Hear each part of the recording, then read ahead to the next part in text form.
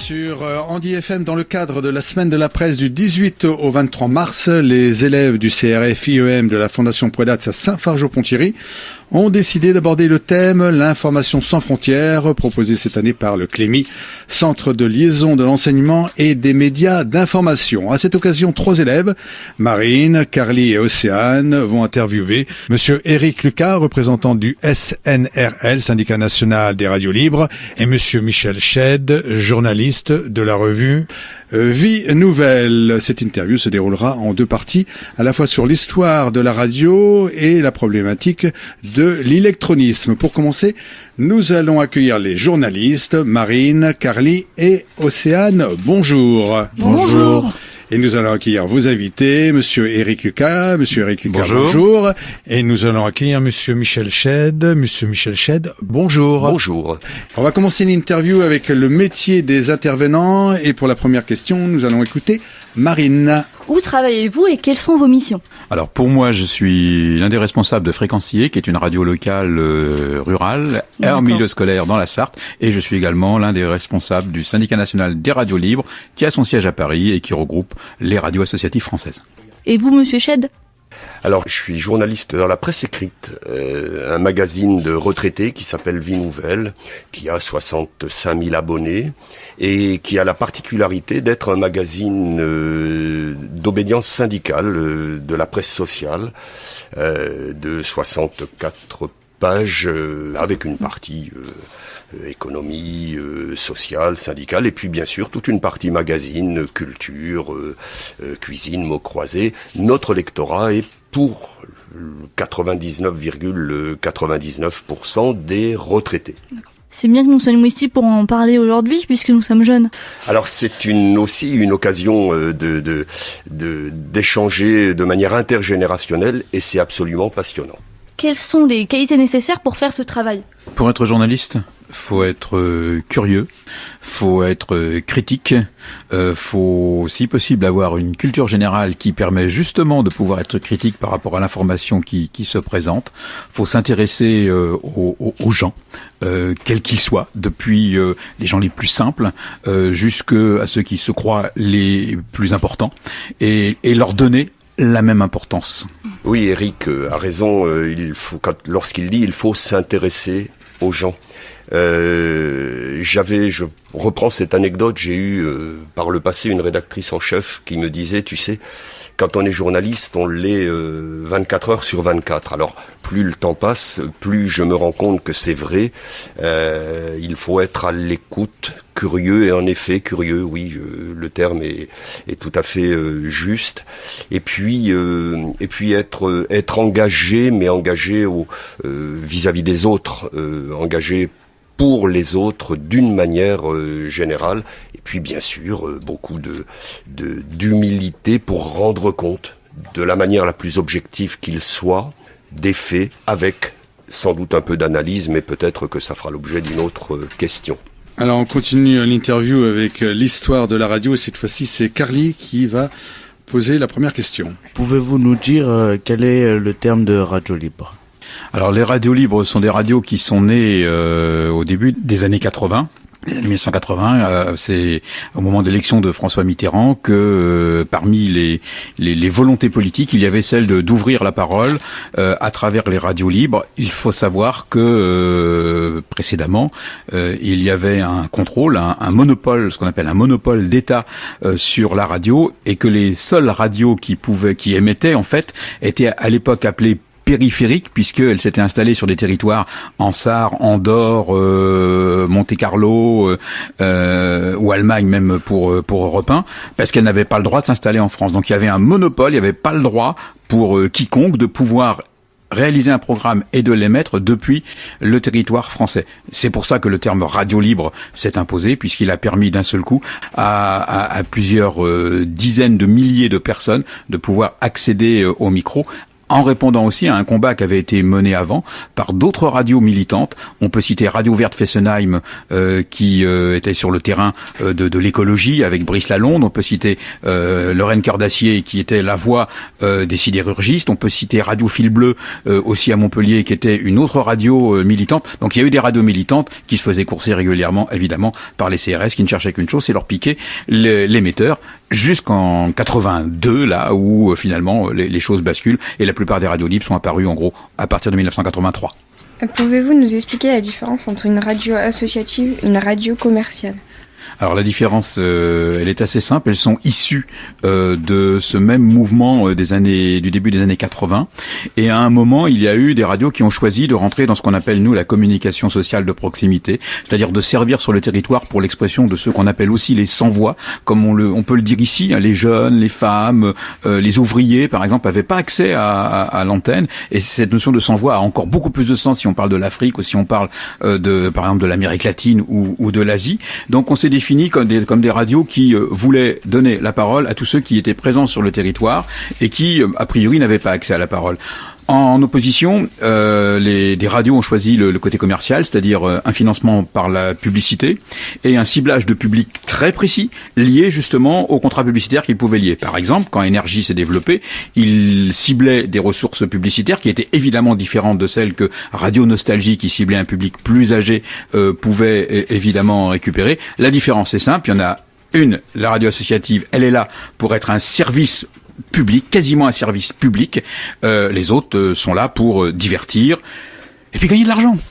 Nous allons continuer en musique. Le sujet de la première partie de l'émission, l'histoire de la radio, avec Éric Lucas, représentant le SNRL, et Michel Schedd, journaliste de la revue Vie Nouvelle.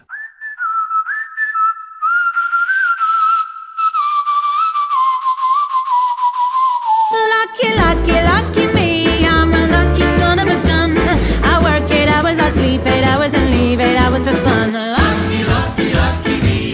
Even though I have a good time, I laugh and play and I carefree play and I have a wonderful time. Lucky, lucky, lucky me. You can kiss your worries goodbye.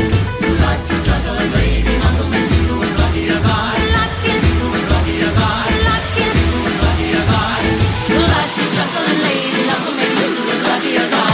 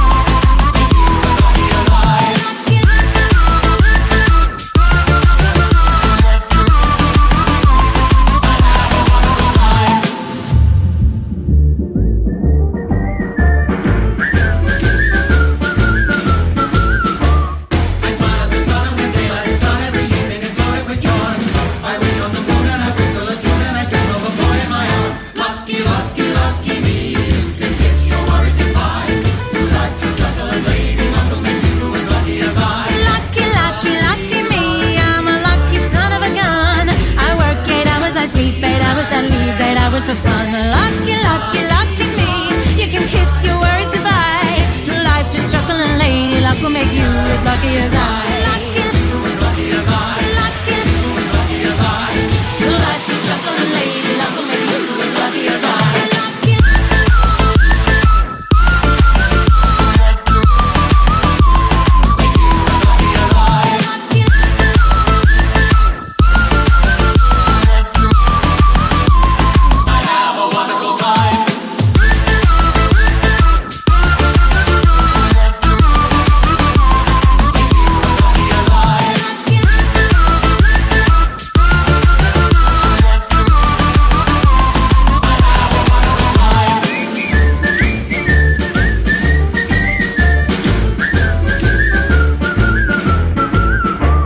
Sur Andy FM, le sujet de l'émission, l'histoire de la radio et la problématique de l'électronisme, avec Éric Lucas, représentant le SNRL, syndicat national des radios libres, et Michel Schedd, journaliste de la revue Vie Nouvelle. Pouvez-vous chiffrer le nombre de radios libres en France ? Alors, pour ce qui est moi je vais parler des radios associatives. Il y a 680 radios associatives en France et qui sont présentes de façon importante aussi bien en métropole que sur le territoire ultramarin, en outre-mer. Elles sont partout, y compris dans des villages les plus éloignés, dans les vallées les plus isolées de montagne, où elles jouent justement le rôle de lien pour l'ensemble des populations de ces secteurs. Également dans les quartiers où elles donnent la parole, par exemple, à des communautés qui n'ont pas accès à la parole, voilà, autrement. Donc 680 radios et elles couvrent l'ensemble du territoire. Elles représentent, pour être clair, plus de 2000 salariés aujourd'hui, plus de 20 000 bénévoles et Médiamétrie les crédite de 2 millions d'auditeurs globalement sur l'ensemble du territoire français, ce qui finalement a quelque chose d'important, d'autant que qualitativement, on sait que les auditeurs des radios associatives sont plutôt des gens actifs sur les territoires, des responsables associatifs, des gens qui s'intéressent à la réalité de la vie de tous les jours. Donc on a aussi une vision qualitative des auditeurs et pas uniquement quantitative, même si sur beaucoup de territoires, principalement les territoires ruraux, les radios sont particulièrement bien implantées et reconnues. Comment sont financées ces radios ? Elles sont financées... alors, je vais juste vous comparer deux situations. En Afrique, vous avez des radios qui peuvent prétendre à avoir des fréquences, mais on leur fait payer une licence qu'en général, elles ne payent pas parce qu'elle est trop chère. Et au moment où on veut leur demander d'arrêter d'émettre, on leur dit « vous n'avez pas payé votre licence, donc vous allez arrêter d'émettre ».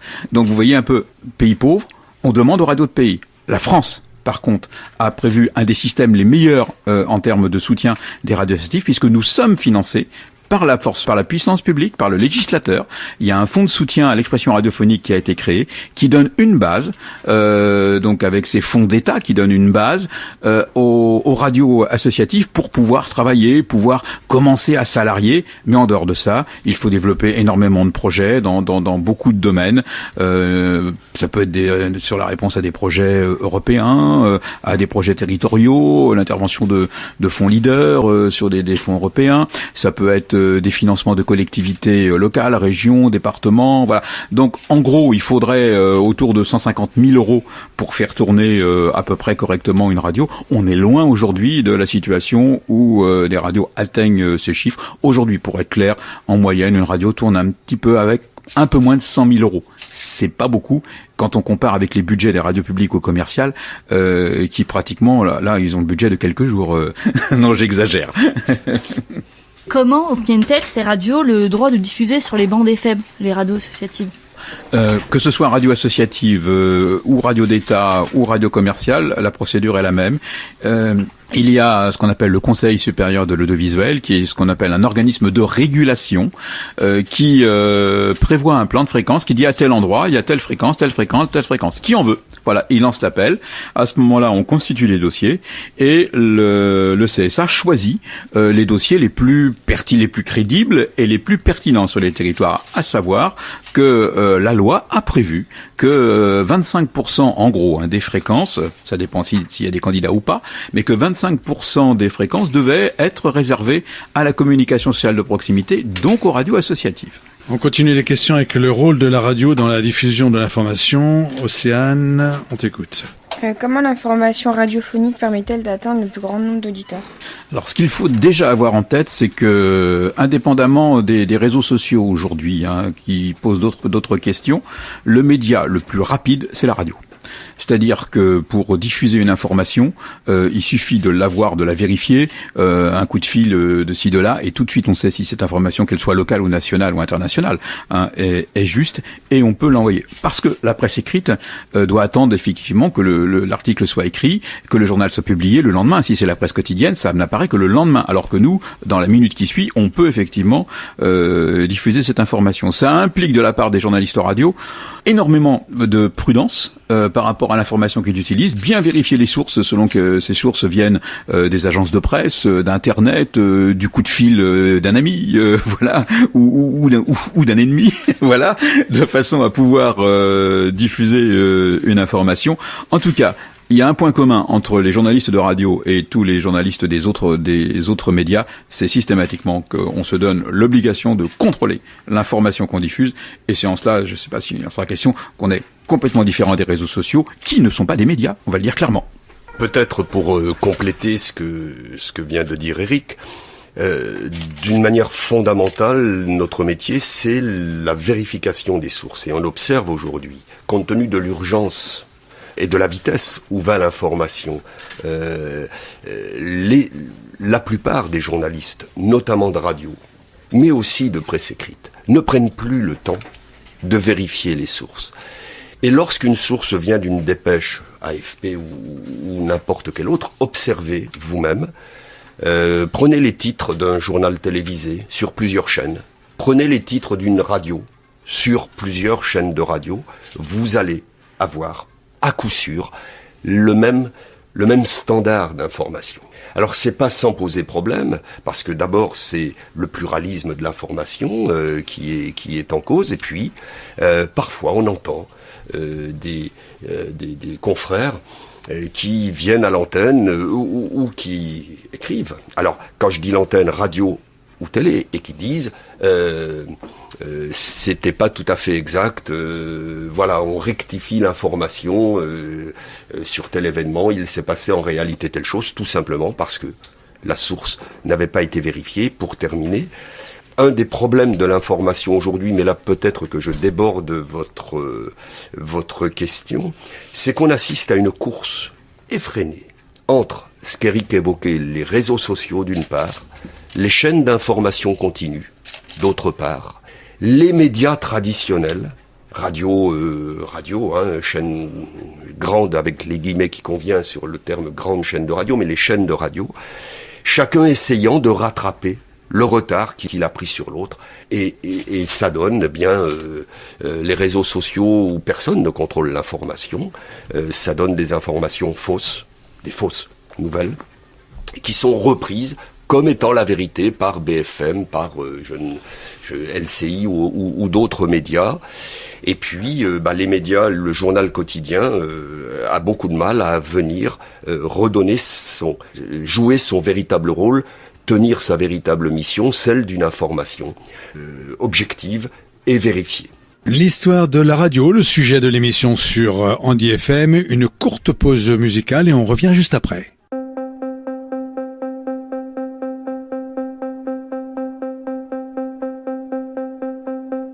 Our fallen hearts will lie in a bed that I will make out of stone, out of clay, out of the hearts that I will break.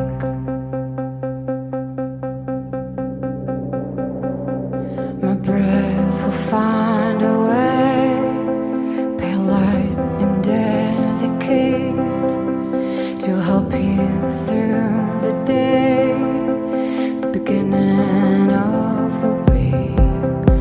My strength will know no end, no heart it cannot mend, no skin it cannot feel, no arms it cannot steal.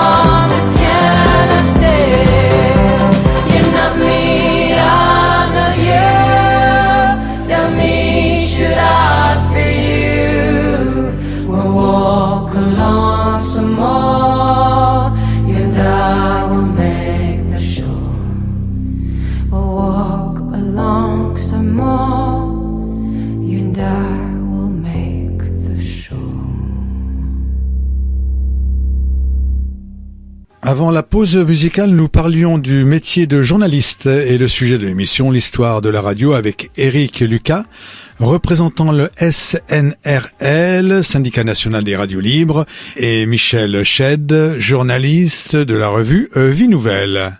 Marine, on t'écoute pour la question suivante qui concerne toujours le métier de journaliste. Est-ce que vous pensez qu'il y a deux types de journalistes ou de journalisme ? Puisque vous parliez tous les deux de la course effrénée à l'information. Et est-ce que vous croyez que le journalisme d'aujourd'hui est mort ? Je prends un fait d'actualité, le mouvement MeToo aux États-Unis ou le Balance ton port en France. C'était quelque chose qui est né sur les réseaux sociaux. Donc c'était important puisque ça parlait, rapide rappel des faits, du viol, en tout cas des agressions sexuelles. Donc là, il y a eu la parole de la femme qui se sont libérées. Et donc un bon nombre de journalistes s'informaient sur Twitter. Alors, il faut pas confondre ce qu'on pourra appeler les lanceurs d'alerte et puis les journalistes. D'accord. C'est-à-dire que d'une part, il y a des gens qui vont soulever à un moment un problème, et ce qui se passait dans un temps éloigné, c'est que finalement personne ne reprenait ces infos, on mettait un peu la poussière sous le tapis. Alors qu'aujourd'hui, avec les moyens dont dispose quiconque veut diffuser une information vraie ou fausse, et fausse malheureusement, eh bien, il y a moyen de lancer l'information, et c'est là que le journaliste intervient. Et c'est là que le journaliste, il est là pour vérifier toute l'information, s'adresser à la personne qui a lancé cette information, lui demander les éléments qui prouvent effectivement ce qu'il avance, et puis après traiter l'information. Le journaliste fait de l'investigation. Le journaliste ne répète pas ce qui est dit. Il va creuser pour essayer de trouver où est la vérité, où est-ce qu'il y a un problème, où est-ce qu'il y a peut-être une tentative de manipulation, parce qu'il y a des manipulateurs tellement adroits qu'ils sont capables, par un empilement d'explications de différentes données qu'ils donnent, qu'ils vont fournir, de faire croire que l'information est réelle parce qu'elle se supère, alors qu'en fait tout est faux. Alors après, donc le journaliste, son travail, c'est non seulement de montrer sur quelle réalité s'appuie l'information qui a été donnée par quelqu'un d'autre, mais vraiment de donner à l'auditeur, au lecteur, quelque chose le plus fiable possible. La vérité, elle est toujours difficile à atteindre. C'est la fameuse question de l'objectivité. Elle n'existe pas en tant que telle, mais on vise à s'en approcher au maximum. Le journaliste est responsable. Il est responsable de l'information qu'il donne. Les gens qui lancent des choses sur Internet sont bien souvent irresponsables, et pire, quand on voit qu'aujourd'hui on s'inquiète de la question de l'anonymat sur Internet, moi je dis, quand est-ce qu'on va enlever l'anonymat sur Internet pour que les gens qui s'expriment sachent au moins que s'ils disent quelque chose, on saura qui ils sont et non pas un simple pseudo. Un mot peut-être sur ce qu'évoque Eric sur le rôle des médias et la responsabilité des journalistes. Je crois que votre question pose aussi la question de la définition des médias. Qu'est-ce qu'un média aujourd'hui ? Le média aujourd'hui, c'est pour ça que je partage assez l'idée de la responsabilité du journaliste. On est entre le média, quand je dis le média, alors quelle que soit sa forme, télévisée, radio ou presse écrite, peu importe.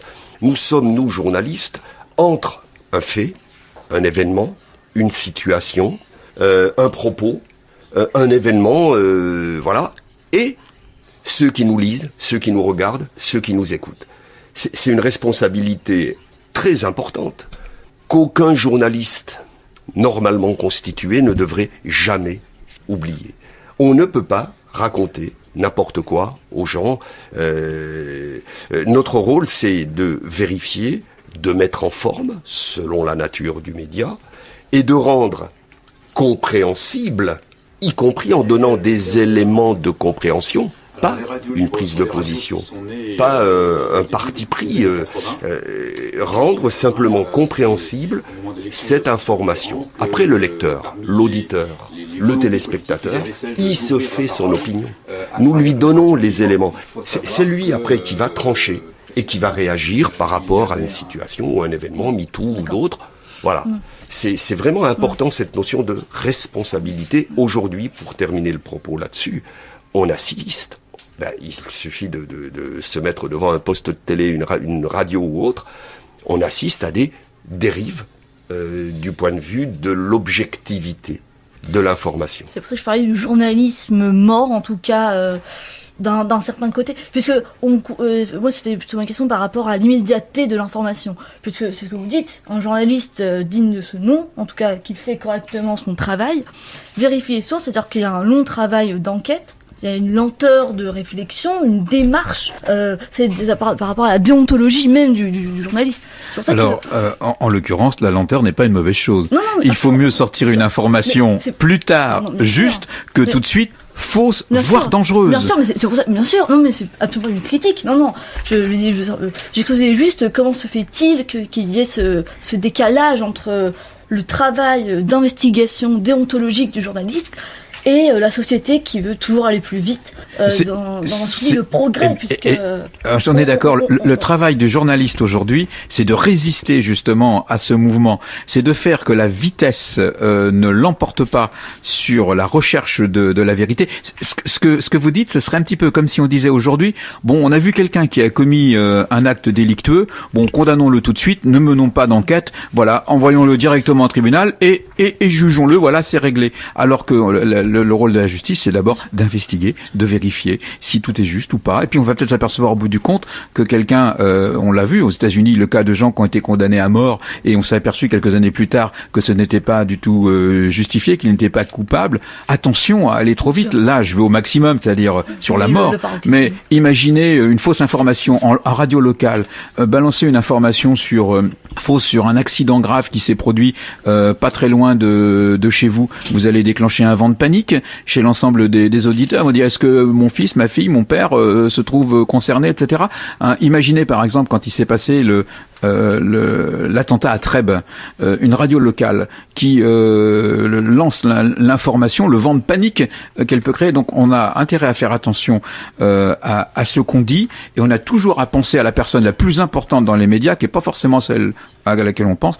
Le plus important, c'est le lecteur ou l'auditeur. Donc on faut se mettre à un moment dans la peau de l'auditeur pour lui amener l'information dont il a besoin, avec les explications dont il a besoin, et il faut être, je reprends le mot, responsable. Aller trop vite, c'est irresponsable. C'est un peu comme sur la route. Un autre paramètre dans ce qui vient d'être dit et dans la question que vous posez, elle est passionnante, votre question, parce que voilà, ça permet d'élargir le propos. Mais aujourd'hui, rappelons-nous, Eric évoquait le budget des radios locales, enfin de certain nombre de radios libres aujourd'hui. Il en va de même pour la presse écrite. Les budgets aujourd'hui contraignent de plus en plus les rédactions à réduire les moyens de leur travail. Je connais, et ça m'est arrivé aussi, des situations où il faut aller à Bordeaux vérifier je ne sais pas quoi, une situation quelconque. Eh bien, faute de moyens, on se contente du téléphone, et quand on n'a pas le bon interlocuteur, on essaie avec un autre, etc. Et au final, on réduit peut-être, probablement, notre champ d'investigation. Les questions budgétaires pèsent aussi sur ces situations. C'est un secret pour personne, mais aujourd'hui, l'audiovisuel public est sous le coup de réduction drastique de budget. Eh bien, les journalistes de télévision se déplacent de moins en moins. Je regardais le listing des effectifs sur Radio France. Il y a de moins en moins de qualifications de grands reporters. Et les choses se passent par rapport à une dépêche qui tombe, un coup de fil au mieux, quand c'est bien, un contact qu'on peut avoir ici ou là, et puis on y va. C'est exactement ce que vous pointez du doigt, le défaut. Il faut réagir parfois vite, parfois trop vite. Eh bien, on balance un truc qui n'est pas forcément, qui ne correspond pas forcément à la réalité. Le sujet de l'émission sur Andy FM, l'histoire de la radio et la problématique de l'électronisme. On poursuit en musique. We had such a hell of a time. The banks of the river drinking too much wine. Yeah. Yeah. Sat by the water smoking cigarettes. Told me those words that I can't forget. Yeah. Yeah. When we were together, those were the days that couldn't get much better. I feel the same, you feel the same. I told you. I'll be waiting for you. So meet me by the river.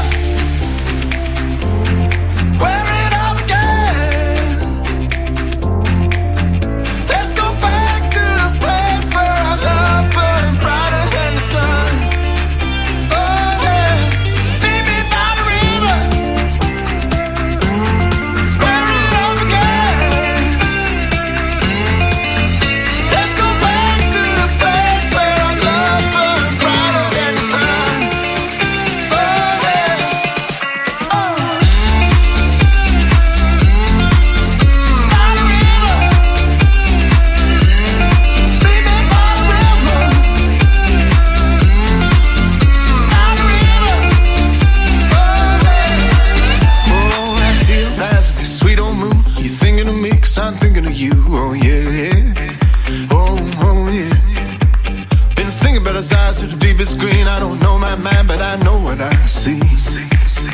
Oh, oh yeah. And we were together. Those were the days it could get much better.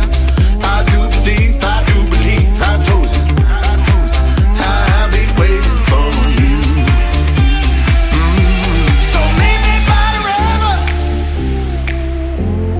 where it all began.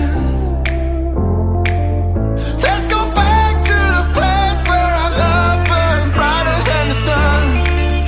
Oh yeah, meet me by the river, where it all began. Let's go back to the place where our love burned brighter than the sun. Oh yeah, oh. By the river, meet me by the river. By the river, oh yeah, meet me by the river, where it all began. Let's go back to the place where our love burned brighter than the sun. Oh yeah. La deuxième partie de l'émission sur Andy FM, sur l'information numérique. Je rappelle les invités, monsieur Eric Lucas, représentant le SNRL, le Syndicat national des radios libres, et Michel Sched, journaliste de la revue Vie Nouvelle. L'électronisme et ses conséquences sur les sociétés. Marine, on t'écoute pour la question. Donc, qu'est-ce que l'électronisme et d'où vient ce terme? Alors c'est un terme qui est arrivé dans notre langage commun il y a relativement peu de temps. C'est un peu la même question que celle de l'illettrisme. Mais c'est donc l'illettrisme, si je puis m'exprimer ainsi, de tout ce qui est le numérique. Hein. Voilà. En France aujourd'hui, pour des raisons dont on reparlera sans doute dans un instant, on compte à peu près 3 millions de personnes qui sont en situation d'illettrisme. Ces 3 millions de personnes, pour l'essentiel, sont aussi en situation de handicap par rapport aux technologies du numérique. Combien de personnes sont touchées par l'électronisme ? Alors, on estime en gros que 13 millions de personnes sont à des degrés différents frappées par ce problème d'électronisme. Ce sont des personnes qui ne disposent pas d'ordinateur à la maison. Ce sont les personnes qui disposent d'ordinateurs mais qui n'ont pas les connexions liées aux zones blanches, par exemple, dans certaines zones rurales. Ce sont les personnes qui ne savent pas utiliser l'ordinateur en dehors des fonctions basiques.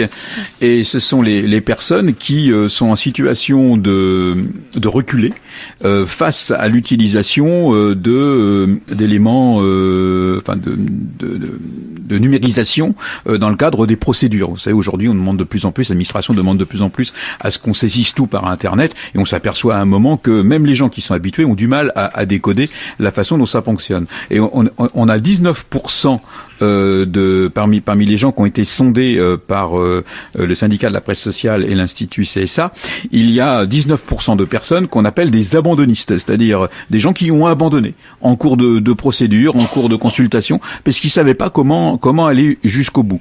Et en fait, parmi ces 13 millions de personnes, c'est quand même énorme par rapport à l'ensemble de la population française, on a deux catégories qui sont assez particulières et opposées. On a évidemment les personnes les plus âgées, les personnes de plus de 70 ans principalement, parce que ça ne fait pas partie de leur culture, ils n'ont pas été formés là-dessus, ou ils n'ont pas pris le rebond de la révolution numérique, ils n'en sont pas coupables, c'est l'évolution du temps qui va comme ça.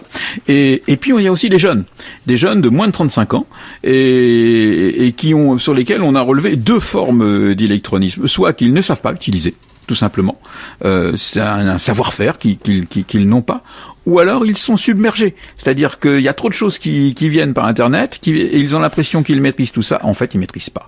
Et ça c'est le pire des électronismes, et je le relie à ce qu'on a dit tout à l'heure sur le journalisme, c'est-à-dire que quand on a une information, il faut savoir la décoder, et c'est une forme d'électronisme, il faut le dire, je vais peut-être vous choquer, mais c'est une forme d'électronisme que de consulter n'importe comment tout ce qu'il y a sur Internet. Donc des populations très diverses. On constate par exemple aussi statistiquement que sur la région parisienne, on a beaucoup moins de personnes qui sont dans cette situation d'électronisme que dans les zones rurales. Et la région dans laquelle il y a le plus d'électronisme, les deux régions, c'est l'ouest de la France, zone où la ruralité est importante, et le nord de la France, où on le sait, suite à des contextes sociaux complexes, il y a des populations qui sont un peu frappées de paupérisation et qui n'ont pas forcément accès à l'Internet. Voilà en gros le schéma que l'on peut donner de ce qu'est l'électronisme aujourd'hui, et il y a effectivement un lien énorme avec l'accès à l'information, hein, bien sûr. Alors on va continuer avec les moyens mis en œuvre pour lutter contre l'électronisme. Quels sont les outils mis en place par les pouvoirs publics justement pour réduire le nombre d'exclus numériques que vous citiez Alors, peut-être qu'il y a un intermédiaire entre la première question et la vôtre sur les moyens à mettre, qui sont mis en œuvre aujourd'hui, mais peut-être qu'on y reviendra juste après. Ce qui vient d'être, ce qu'Éric évoque à l'instant, a pour conséquence directe une accentuation des inégalités entre les citoyens, entre les territoires, selon l'endroit où on habite.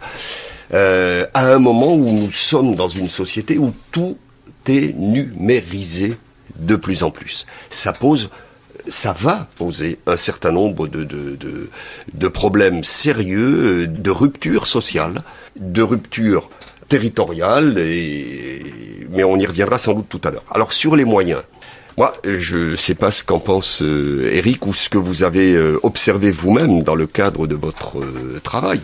J'allais dire, sans vouloir être réducteur, hein, à part les annonces gouvernementales d'arrivée à 2022, je crois, 22, hein, je vais vérifier si c'est 21 ou 22, où le pays, l'ensemble du territoire sera couvert, il n'y aura plus de zones blanches.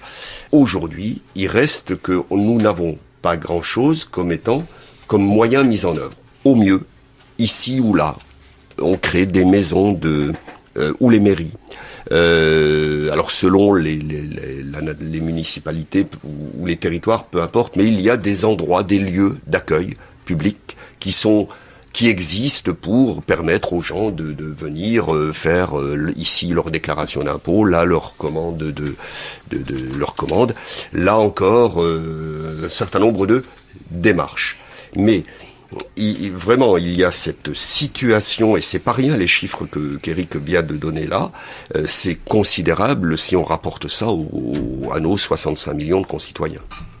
Ouais, je voudrais compléter parce que j'ai suivi un certain nombre, sinon animé un certain nombre de grands débats là dans la période qui vient de s'écouler, et parmi les choses qui sont le plus souvent dites par des personnes dans les zones rurales, c'est que on leur demande d'utiliser de plus en plus les outils numériques, et en même temps on leur enlève les services de proximité qui permettraient d'avoir un accompagnement, par exemple quand on enlève une permanence de la CAF et qu'il y a des documents à remplir via la CAF, quand il y avait quelqu'un qui venait au moins une fois par semaine, on pouvait toujours compter dessus.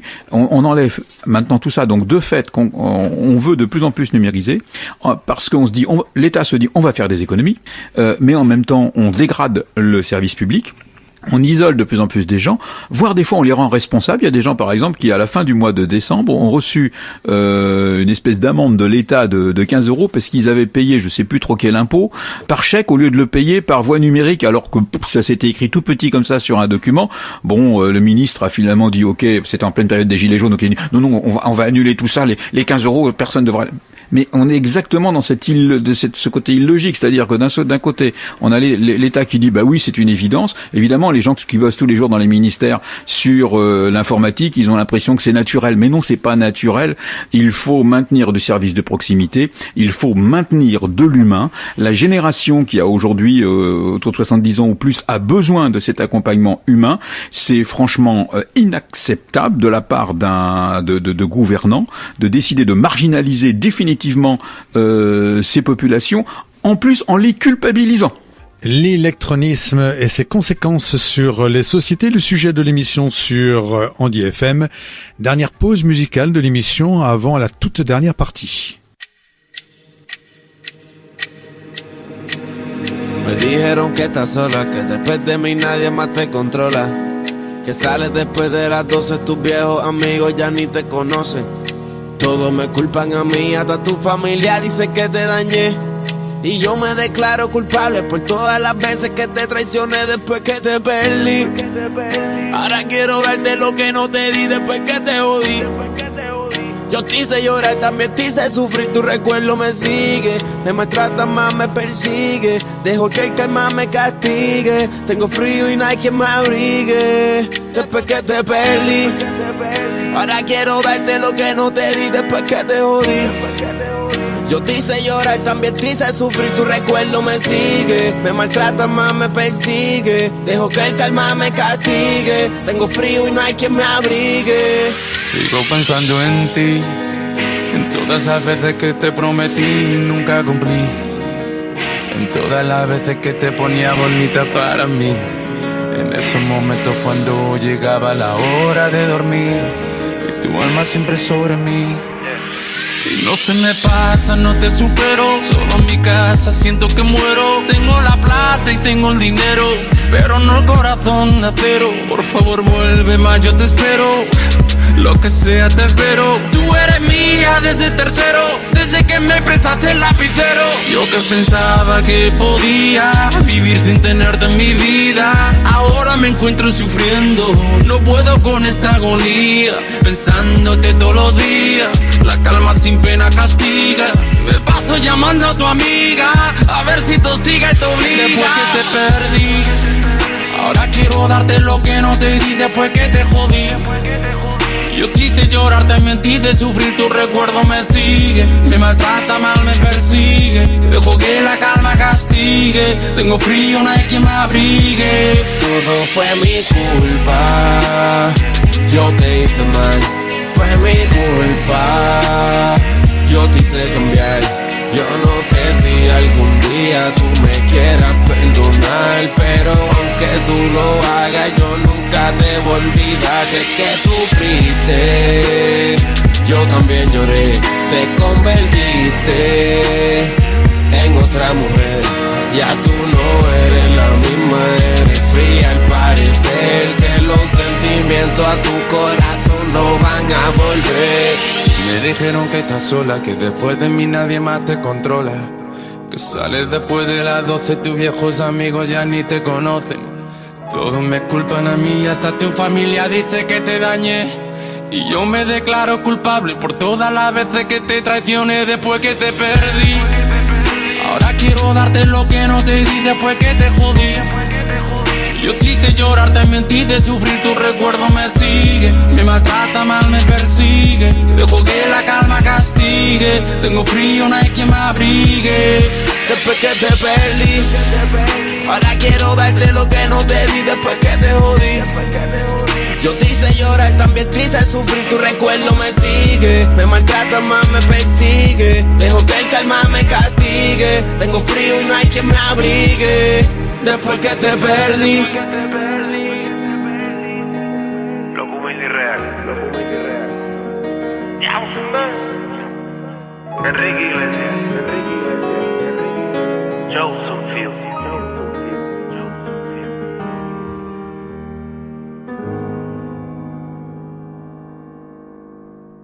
Dernière partie de l'émission sur Andy FM. On continue de parler de l'électronisme et l'usage du numérique par les jeunes. Je rappelle nos invités, Éric Lucas, représentant le SNRL, Syndicat National des Radios Libres, et Michel Sched, journaliste de la revue Vie Nouvelle. On poursuit avec les questions et on t'écoute, Marine. Comment analysez-vous l'usage numérique par les jeunes ? Déjà, quelques éléments ont été donnés. Alors, nous ne rentrons pas, Eric ou moi, dans la catégorie que vous évoquez, encore qu'on est jeune. Il y a, j'allais dire comme ça, brutalement, mais le pire et le meilleur. Le pire et le meilleur. Vous êtes mieux placé que moi ou que nous pour voir un peu les dérives que l'on observe sur les réseaux sociaux, etc. Mais par ailleurs, aujourd'hui, Internet, dans son concept générique, c'est une fabuleuse invention quand même. C'est une fabuleuse invention pour nous, nos générations, mais pour les vôtres aussi, vous avez dû probablement être amenés à faire des recherches sur Internet pour tel ou tel cours de géo, de SVT, que sais-je encore. Et vous avez probablement trouvé ce que vous attendiez, ce dont vous aviez besoin, à condition, là encore, d'aller un peu plus loin que la page Wikipédia pour être sûr qu'on est bien dans ce qu'on recherche, mais c'est une fabuleuse invention. Donc oui, l'usage dans sa globalité, l'usage, à mon avis en tout cas, que fait la jeunesse d'Internet, et pour reprendre une expression, est globalement positif, mais alerte, attention à toutes les dérives que l'on peut observer, qui vont des réseaux sociaux au temps passé. C'est le temps que vous passez sur Internet et du temps peut être utile, mais souvent, parfois, du temps qui pourrait être utilisé pour autre chose. Oui, je voudrais juste ajouter une question. Et évidemment qu'Internet, c'est important, c'est une révolution capitale. Le numérique, c'est aussi important que la révolution industrielle. Et par contre, la différence, c'est que elle s'effectue en quelques années. De mois en mois, les choses évoluent. Par contre, la question que les jeunes, comme tous les citoyens sur Terre, doivent se poser, c'est qui est derrière. C'est-à-dire qui contrôle. Et quand on parle des GAFA aujourd'hui et de la puissance économique qu'ils représentent, il faut aussi peser le poids d'influence qu'ils ont. Et donc il faut savoir que les gens qui produisent de l'information aujourd'hui et qui utilisent Internet restent dépendants des opérateurs. Aujourd'hui, par exemple, si vous prenez BFM TV, par exemple, ce matin, ils ont régulièrement un petit panneau qui s'affiche pour dire du fait de la rupture des négociations avec Free, nous ne serons plus diffusés sur les Freebox. Ça veut donc dire que ces gens qui tiennent les tuyaux peuvent décider que un tel ou un tel passera dans les tuyaux ou ne passera pas. Pour nous, radio, par exemple, on s'est battu pour que on puisse avoir accès à la radio numérique terrestre, c'est-à-dire notre propre émetteur qui nous permet de diffuser, de diffuser en qualité numérique. Et il y en a qui disaient non, ça sert à rien, c'est passé la méthode. Maintenant, tout le monde écoute la radio sur son téléphone. Il suffit de passer par son opérateur Orange, Free, Bouygues ou autre, et puis hop, vous avez la radio. C'est facile. Oui. Mais il faut passer justement par ces opérateurs. Et il est particulièrement imprudent, dans une société que l'on veut diversifier et où la liberté d'expression existe, il est particulièrement imprudent de laisser le contrôle au tuyau, alors que le contrôle doit être dans la main de ceux qui fabriquent l'information, qui diffusent l'information, et de ceux qui la reçoivent. Parce que je rappelle encore une chose, c'est quand même ceux qui reçoivent l'information qui sont quand même les prioritaires. Et si quelqu'un dit « Eh ben non, là, tac, on coupe le tuyau », eh ben, l'auditeur, le lecteur, ne reçoit plus. Donc, attention, Internet, formidable, mais que les jeunes, comme les moins jeunes, tout le monde se dise, attention, il y a quelqu'un derrière qui fait de l'argent avec, et qui contrôle absolument tout, ce que je dois entendre ou ce que je ne dois pas entendre. On va terminer avec la dernière question. Carly, on t'écoute. Alors, quel conseil pouvez-vous donner pour un meilleur usage ? Je crois que, voilà, les conseils viennent d'être donnés. Vérification, avoir conscience qu'effectivement derrière il y a un émetteur, enfin un émetteur au sens pas technique, mais un émetteur, voilà. Et puis toujours avoir cette capacité que nous avons tous, mais que vous avez particulièrement, de discernement entre ce qui est dit, ne pas prendre tout ce qui est dit, tout ce que vous voyez comme argent comptant. La vraie vie, pour reprendre l'expression, elle n'est pas dans les tuyaux, ou dans les câbles, ou dans la fibre. La vraie vie, elle est dans la réalité. Donc, bien discerner ce que vous cherchez d'abord, ce que vous entendez ensuite, pour être à peu près certain. Alors, et attention, danger aussi à l'aspect de facilité. C'est facile, je vais sur mon application, j'ai immédiatement. Gaffe à l'effet d'immédiateté qui peut s'avérer néfaste, on le voit tous les jours. Oui, moi je dirais que pour répondre à votre question, il faut que l'auditeur, le lecteur, téléspectateur ne se considère pas comme un simple consommateur passif et qu'il doit se considérer d'abord comme un citoyen et que tout ce qu'il reçoit comme information, il le prend avec un regard critique, avec un petit peu de distance dans tous les cas, que ça va lui servir finalement à se faire sa propre opinion et c'est que ce sont ces éléments qu'il va acquérir qui vont lui permettre aussi d'être citoyen actif dans la société, ce qui est finalement quelque chose de fondamental. Et on en revient cette fois à l'essentiel. Encore une fois, on remet au centre l'auditeur, le citoyen. On est là tous pour faire que le citoyen soit le mieux armé, pour être le plus actif, le plus heureux, le plus épanoui dans la société et qu'il puisse faire partager cette volonté avec l'ensemble des gens avec lesquels il vit. C'était l'émission dans le cadre de la semaine de la presse sur l'histoire de la radio et l'électronisme sur Andy FM. Merci Océane, Marine et Carly pour vos questions et nous remercions vos invités, Monsieur Lucas, représentant du SNRL, Syndicat National des Radios Libres, et Monsieur Shed, journaliste de la revue Vie Nouvelle, pour vos interventions et le temps que vous nous avez accordé. Merci à vous de nous avoir reçus. Merci beaucoup du temps que vous avez bien voulu consacrer à cet aspect fondamental de l'information.